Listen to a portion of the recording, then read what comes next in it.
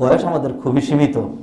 যতই দিন যাচ্ছে উপায় উপকরণ এত বাড়ছে, যেই উপায় উপকরণগুলো আমাদেরকে দিন দিন তাকওয়া পরহেজগারি থেকে দূরে সরিয়ে দিচ্ছে। আগের দিনের মানুষের এত দামি কম্বল ছিল না, অতএব তাকে বিছনায় এইভাবে আটকায় রাখতো না, সে উঠে দৌড় দিত, যাই আল্লাহর ঘর মসজিদে, সেইখানে গিয়ে আল্লাহকে সেজদা করি, আরাম পাবো। এখন এত সুন্দর আরামের ব্যবস্থা আছে, কম্বল আছে, হিটার আছে, গরম পানি আছে, গিজার আছে, গ্যাস আছে, ইলেকট্রিসিটি আছে, তারপরে এসি আছে, হ্যাঁ, খুব দামি অট্টালিকা আছে। মানুষ বহু দূর থেকে আগে মানুষ পায়ে হেঁটে, জুতা ছিল না, জুতা ছিল না। গ্রামগঞ্জে যে বিয়ে হইতো, এটা ছেলেরা শুনলে হাসবে। গ্রামগঞ্জে এক জোড়া জুতা থাকতো, একটা কমন জুতা, যেই জুতা সবার পায়ে লাগে। বলে কি এক জুতা, এটা সবার পায়ে লাগে। জুতাটা একটু বড় ধরনের, নাগরা, প্লাস্টিকের নাগরা জুতা। এইটা যার পা বড় তার পায়ে তো লাগবেই, আর যার পা যেই পরিমাণ ছোট ঠিক সামনে ওই পরিমাণ নেকড়া দিয়া তোলা দিয়ে ছোট করে এইটা পরতো।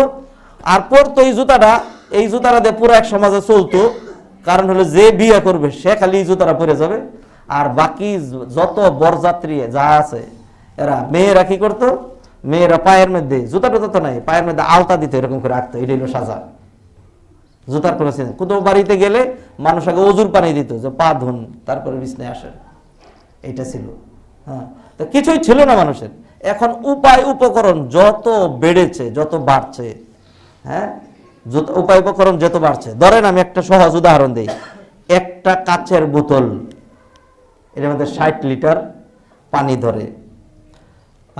এখন আপনি এর ভিতরে যেই পরিমাণ পানি ঢুকাবেন, এই পরিমাণ হাওয়া বাহিরে